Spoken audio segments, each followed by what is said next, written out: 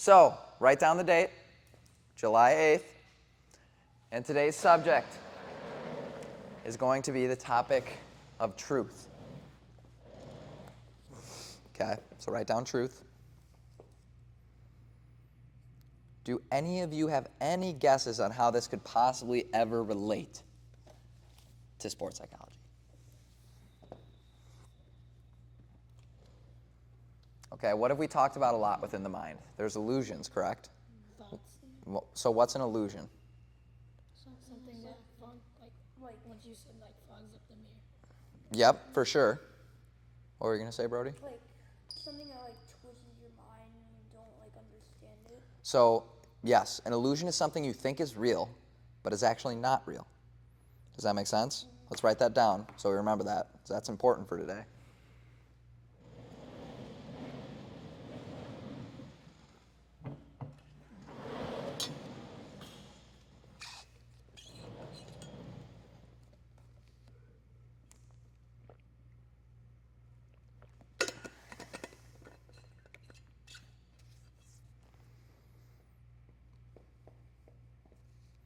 Okay, so then what's truth?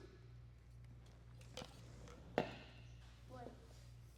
something that actually is real. Boom, right? Truth is real.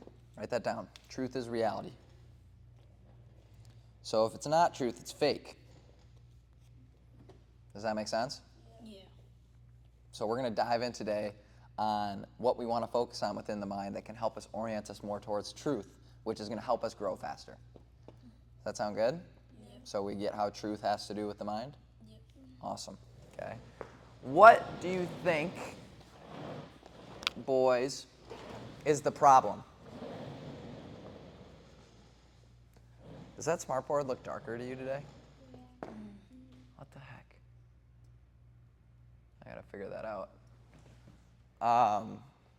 What's the problem, boys, when we talk about truth?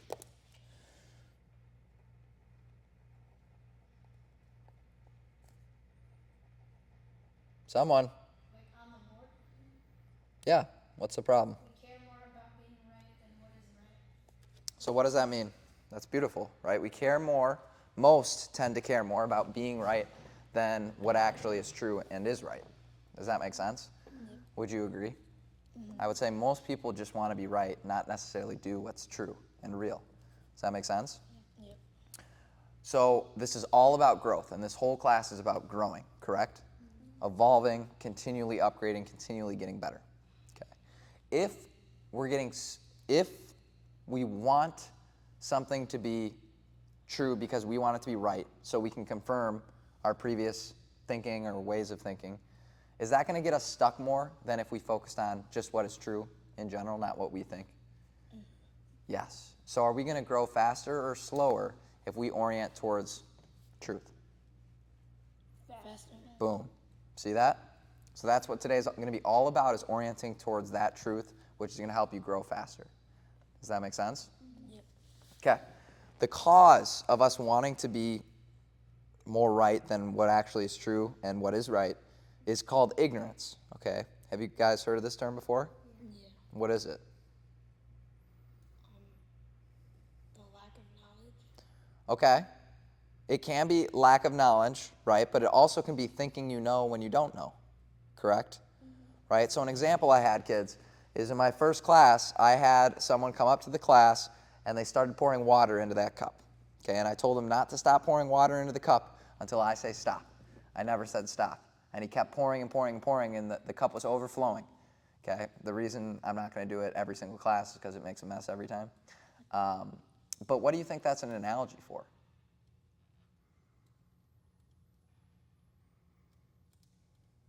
What do most people go into situations with a full cup or an empty cup?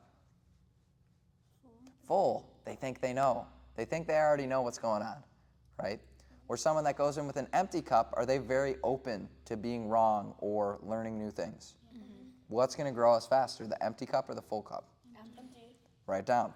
Empty cup equals we are going to grow faster.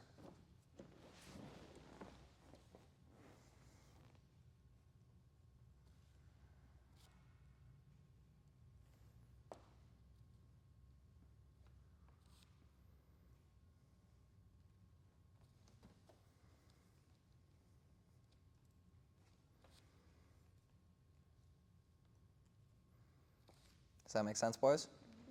Okay, so what's an empty cup? You grow faster Why though? because you have more space to like accept. Boom, right? There's more space to learn.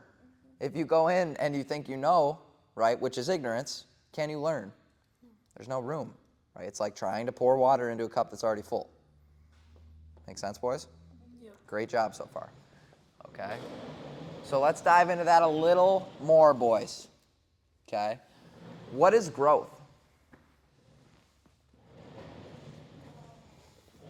like you like learn more and you get like older and then like What's going on in growth? you get older. You're learning more. Okay. When we're evolving, when we're learning, when we're growing, we're proving who wrong? Yourself. So listen, boys, this is the most important thing you're going to learn. Growing is essentially proving your previous self wrong, correct? Isn't that crazy? So do you think if we're resistant to being wrong, we're going to be slower to grow? Yeah. Yeah. So let's write that down. Growing is proving your previous self wrong.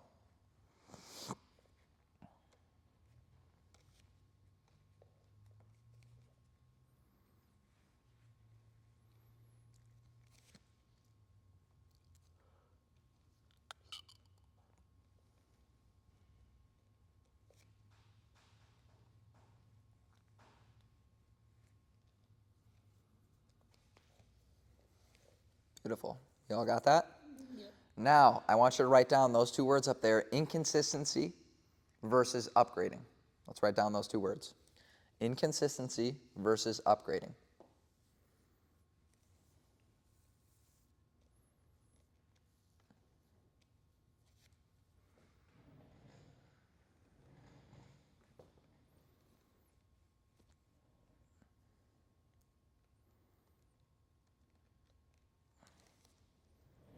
Okay. I want you boys to discuss amongst yourself quick and figure out what you think that means and how it relates to the class. I'll give you 1 minute to guess. It's totally okay if you don't know.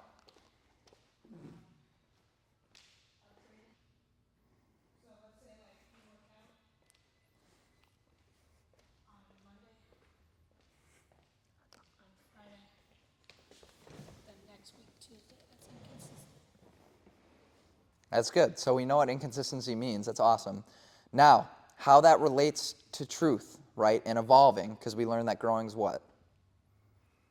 Proving your... Proving your younger self wrong. Beautiful. Okay, so you're proving your past self wrong. Okay. Most people, when they change opinions or views on something, do they see it as inconsistency? Yeah. Yeah, let's say you have a strong opinion about what the most important skill in basketball is, and you're fighting with other people over it, right? You have a strong opinion. And then let's say a month later you change your opinion. You think you're closer to what's right, so you change your opinion, which is great. Most people see that as inconsistency, which brings a negative connotation to growing, because growing is proving your previous self wrong. Does that make sense? So is it actually inconsistency or is it upgrading? Upgrading. Upgrading, because you're moving towards what is more true. Does that make sense? So is changing how you see and view things inconsistent?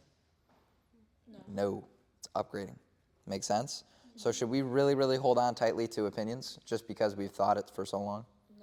No. We have to be open, which is going to increase the speed of growth.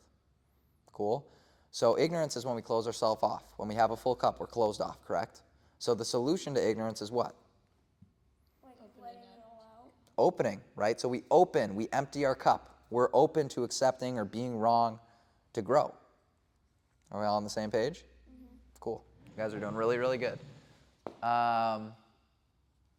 Cool.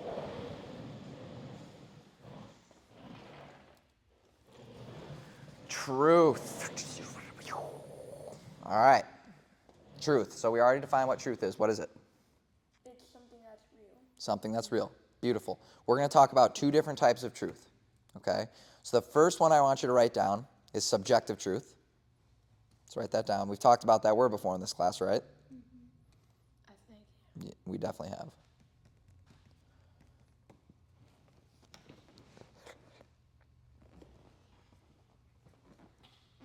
What is subjective truth? Does anybody have any guess?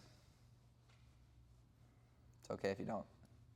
Okay, let's write the second truth down then first before I start talking. Versus objective truth. That's the second truth. Do we remember objective, that word? We do? Like it's something that you're trying to get towards. Like your objective is. It's a good guess. So this is a different type of objective. You're correct, though. That's a different way of using the word. Okay? So we have subjective and objective truth. Okay? Subjective means you're seeing it through the eyes of yourself. Right? So if you like or dislike something, is that a subjective perception? Yeah. Right? Let's say we all, what's your favorite TV show, Tyler? Anyone? Someone's got to have a favorite. Young Sheldon. Young Sheldon, okay. Tyler hates Young Sheldon. You love Young Sheldon. Both of them are what? What type of perceptions? Subjective. Subjective. Is one right and the other wrong? No. No, they're just both subjective perceptions. That's perfect, okay? So that means the way you see something, okay? So a subjective truth could be like, Makai's favorite show is Young Sheldon, right? Is that a subjective truth? Is it true for him? Yes. It is. But is it true for everyone else? No. So let's write that down. Subjective truth equals only true for me.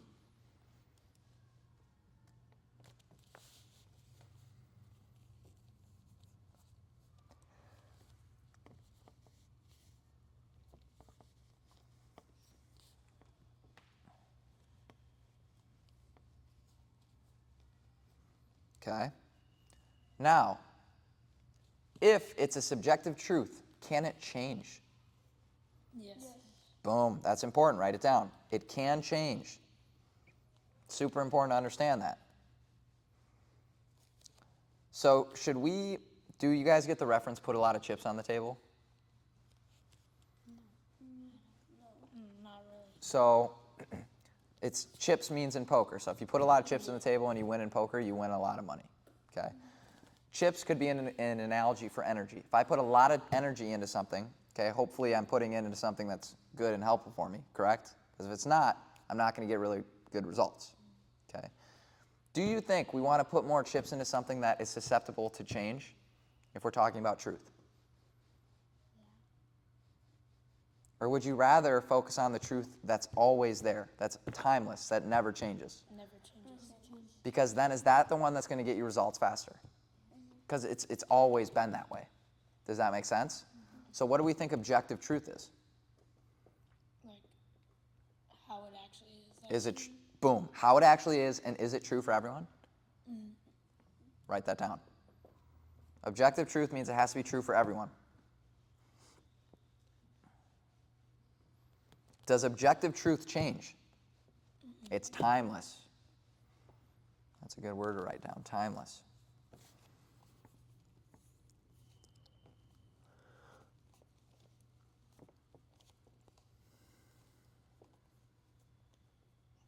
Beautiful job, boys. So which one do you think we want to put more chips of energy into? Objective. Objective, because that's going to grow you faster. Are we saying that subjective truth is bad? No. No, we're just saying that objective truth, if you focus on it more, can get you better faster. Does that make sense? Because you're not getting caught up in what you think is right or what you want to be right. You're focused on what actually gets you better. What's true, what's real.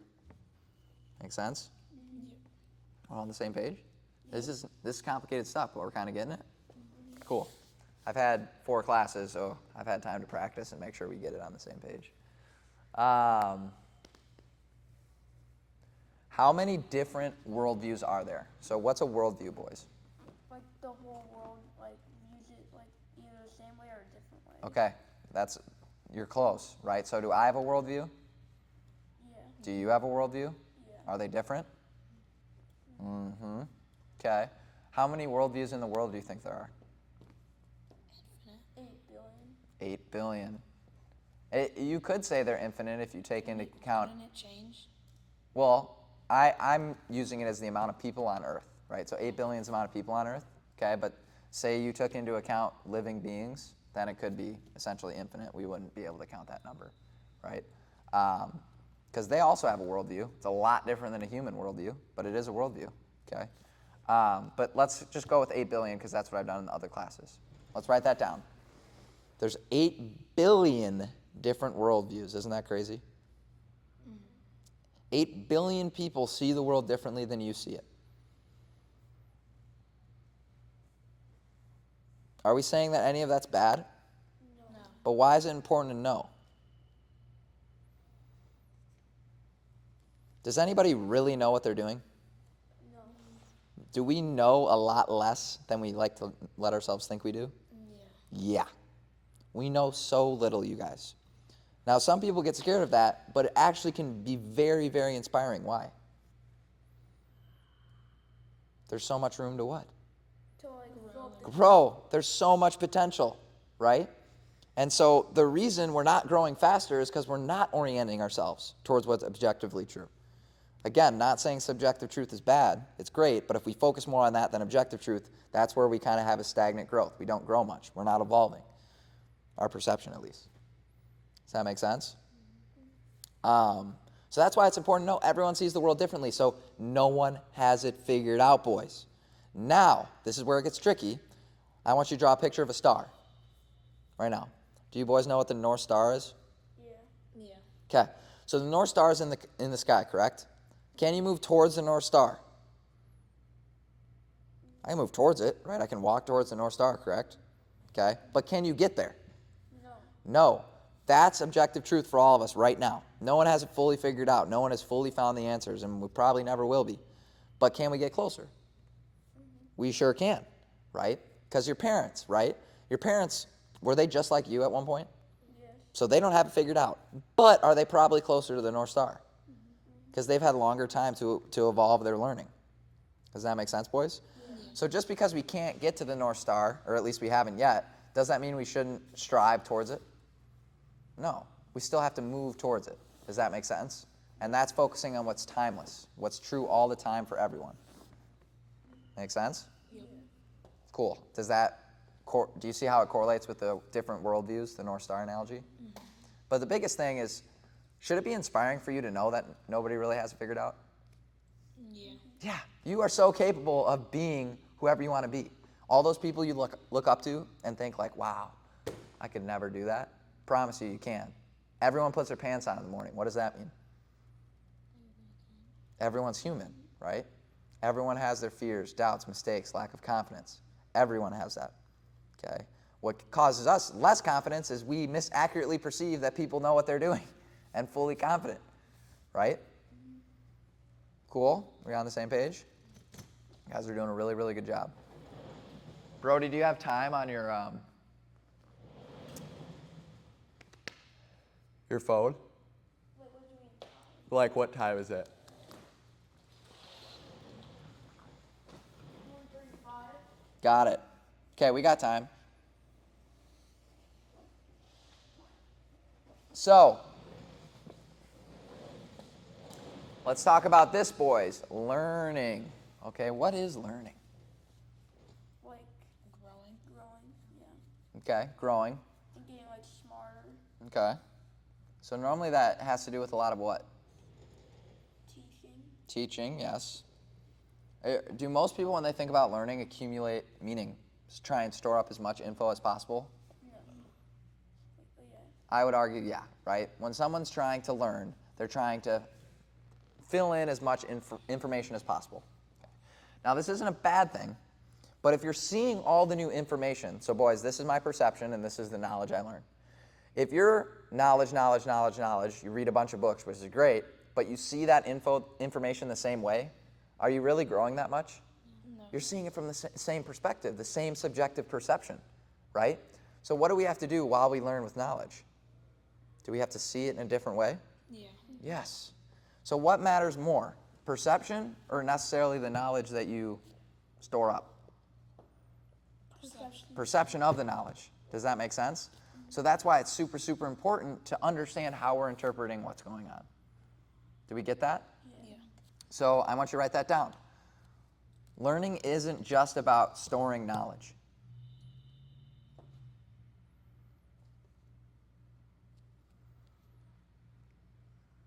It's about seeing that information differently. That's real growth.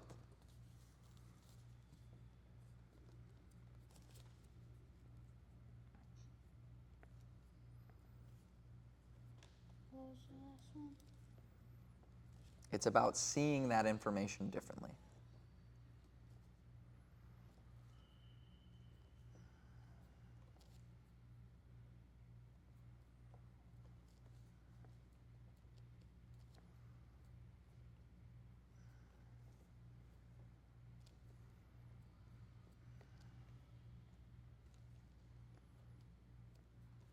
Do we kind of get that analogy? Yeah. So are we saying knowledge is bad? No, we just have to be careful. Don't think knowledge is the end-all be-all, okay? If you're seeing the info in the same way, we're not really changing that much. Make sense? Yep. Cool. So let's say that someone reads a bunch of books, and the next person that we're going to use for this example doesn't really read a lot. The person that reads a bunch of books doesn't change much from their knowledge, right? Nothing's really changing. They're quote-unquote learning a lot, but nothing's changing. But let's say someone learns a little bit, but there's a lot of change happening, okay? Which one is true learning, true growing? The one that doesn't. Learns a little bit. And is changing. Change is the key, right? The change in perception is what matters.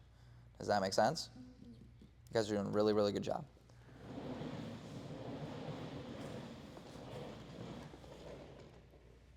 Okay. Understanding, boys. Let's write that word down. Understanding.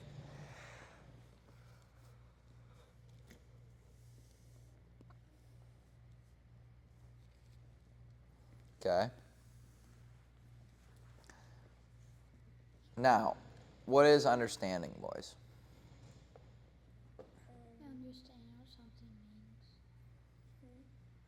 means. Yeah. It's a hard thing to define, right? But to me, to know if someone understands something, they can explain it. If you can teach it to somebody, do you understand the concept? Yes. Where do most people fall short in learning and growing? Not understanding. Not understanding, right? They try and rack up all this knowledge, but don't truly understand it. So an example could be if I mindlessly write down notes in class for my PowerPoint slide, and I'm just writing down what the PowerPoint says. Do you understand anything? No. No, you're just memorizing what the slide says. Even if something makes sense to you, okay, and you memorize the slide, and it somewhat makes sense to you, but you can't explain it, you truly don't understand the depth of the topic. So we haven't grown at all. That's that accumulation of knowledge thing. People are obsessed with trying to soak up a lot of knowledge, when in reality it doesn't matter if you don't see it differently. So what's the most important piece of learning? Understanding. Boom. Make sense? Not just have as much knowledge as possible. Cool? Yeah. We're all on the same page? Yeah. Do we see how this relates to the two types of truths and ignorance that we talked about? Yep. Cool. You guys are doing a really, really good job. So, our activity. Did you boys do your meditations? I forgot to even ask. Yeah. Everyone did them? What are you didn't do them? What are the meditations? Were you in last class? No. Have you been to a class yet? No, this is my first time. Oh, jeez. Okay, I need to send you the rest of the speeches, or the rest of the classes that we've had. Okay. So this is class number 5. We've had 4 other classes that'll help everything that we've talked about so far make more sense, Birdie. Okay. But is everything making, okay. Well, dang. I was thinking you were in class with me. So okay. We'll explain meditation. So what's meditation, boys? Well, first, actually, let's reflect. What did we learn from our meditations, or what are our reflections? What do you got, Makai? It was kind of just more of like building on what I already like got at the start. So like just incorporating it into like my normal daily life. So do you have any examples for me? Like, what changes have you seen? For the meditation we did last week, it's normally just conversations or like, if I'm ever like writing anything down for like a camp, I remember to like. Refocus? Okay. So you felt it in real life, though? Mindlessly write down. That's awesome. So that is a perfect example of his perception is changing. And that's how we know meditation is working. Make sense? Anything else, Makai? No, that's it. Okay, that was the main gist. Tyler, what do you got for me? Same thing as Micaiah. Okay. You can just tell yourself you're focused a little bit more? Okay, cool. So, boys, let's help Brody. What is our meditation position and what should it look like? Like a stack of quarters. Don't rest your back on the. Okay, yep. So we're not resting our back in the meditation. It's like relaxed but also focused. Boom, that's perfect, right? We're relaxed but also alert. Okay? So I have a stack of quarters with my spine, Brody. If I'm slouched, what happens to my stack of coins? It'll just fall. It'll fall. What about like this? It'll just fall. Fall. So it's that straight stack of coins. My hands are on my knees. Okay? So we're going to keep building on the in-out meditation. But now, boys, and I'll teach you the basics. You don't have to worry about what they're about to do. Okay. Cool? But it's similar what you're going to do. All right? When we're ignorant or when we'd rather be right than do what's true, we're what? Are we closed? Closed, right? So what's the solution? Opening ourselves up. Opening, okay? What's really, really helpful to build this skill within the mind, okay, is not moving during your meditation. Is it very hard to not move during meditation at times? Sometimes. Sometimes it is, sometimes it isn't. When you have those urges to move, say we give in to that impulse and we move on that urge, okay? Did we open up to the feeling of uncomfortability if we gave in to the urge? Yeah. No. So meaning if I feel like I should move, I move right away, okay? Uncomfortable feelings are a great practice to open yourselves, right? So when you feel that urge to move, instead of resisting it, open to it. Don't close yourself off from the feeling. Truly be curious and let it be. See what it is. Watch it. Does that make sense? Yeah. So do you see how a not moving meditation has a direct correlation to ignorance and closing ourselves off? Mm-hmm. So when we feel uncomfortable, let's start practicing opening to that instead of closing ourselves off and doing the mindless stuff that we've done our whole life. Cool? You guys, I think, are at 8 minutes, correct? Yeah. You're at 7 minutes, now we're at 8. Okay? So you're doing the in-out meditation. Okay, and what's the in-out meditation for Brody? Because that's what you're going to do, buddy.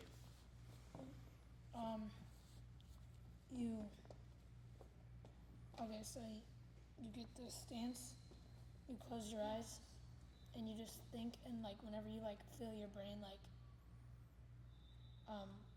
falling off of like the topic or something, you gotta like snap back. Good. So To the present. Yep. So the breath is always in the present moment, correct, Brody? Mm-hmm. So is it something we can use as a tool to always come back to? Yes. Okay. So when I'm breathing, I subtly say in my inhale what? In, out. Okay, so that, for this meditation, we're just going to do in, out. Does that sound good? So when I'm breathing in, I say in. When I'm breathing out, I say out. Is this simple and boring?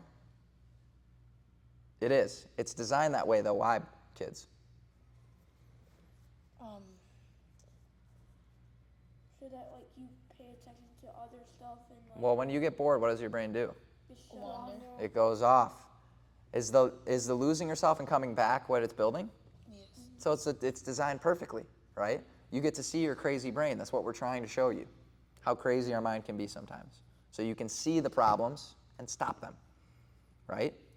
If we give in to impulses and urges and we're very reactive, are we a slave to the mind? But what about if we can see what's going on and not give in to those things and to intentionally respond? Is the mind now the slave to us? Yeah. So we want to be in control of the mind. We don't want it to control us. So most people, if they haven't practiced meditation or mindfulness, right, are they maybe slaves to their mind and habits and tendencies? Yeah. Yeah. I'm here to give you power and control. Cool? So all it is, Brody, is I'm here, in, out. I wonder what's for dinner tomorrow. I am really, really uncomfortable right now. And then you come back to the breath. Once you get lost, once you notice you're lost, you come back. Does that make sense, buddy? So can you do it wrong? No. You just have to notice when you're lost and reset. Make sense? Yeah. You boys, so an example could be, oh my gosh, my right shoulder. I need to itch my right shoulder so bad. Okay? And instead of giving into it, just open. Just be there with the feeling. See what happens. That opening to the uncomfortable feelings helps us be less ignorant. Make sense? Yep. You on the same page? Yep. Okay. What are we at for time?